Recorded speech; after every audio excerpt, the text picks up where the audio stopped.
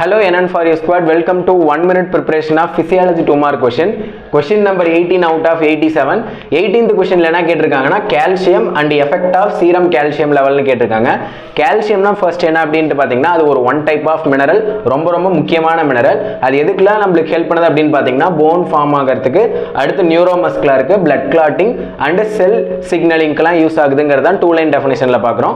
calcium is a vital mineral னு first லைன்ல சொல்லிட்டோம். எதுக்கு எசென்ஷியலா இருக்கு அப்படினு பாத்தீங்கன்னா bone structure form ஆகிறதுக்கு neuromuscular function, next blood clotting and cellular shining னு போடிங்கனா calcium ஓட டெஃபினிஷன் கம்ப்ளீட் ஆயிருச்சு. நெக்ஸ்ட் என்ன கேட்டிருக்காங்க அப்படினு பாத்தீங்கன்னா effect of serum calcium level. First இந்த serum calcium levelங்கிறது நம்மளோட bloodல calcium ஓட நார்மல் லெவல் எவ்வளவு அப்படினு பாத்தீங்கன்னா 8.5 ல இருந்து 10.5 mg/dl தான் வந்து பாத்தீங்கன்னா நார்மல் ரேஞ்ச் ஆஃப் calcium.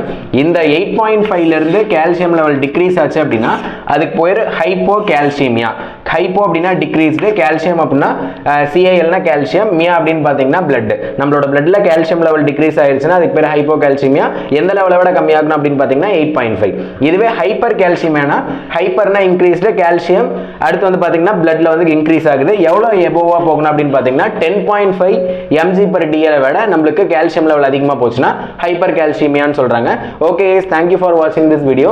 இப்போ பாத்தீங்கன்னா 18 क्वेश्चन கம்ப்ளீட் பண்ணிருக்கோம். ப்ரீவியஸா 17 क्वेश्चन நம்மளோட சேனல்ல அப்லோட் பண்ணிருக்கோம். அதையும் சர்ச் பண்ணி படிங்க. Thank you.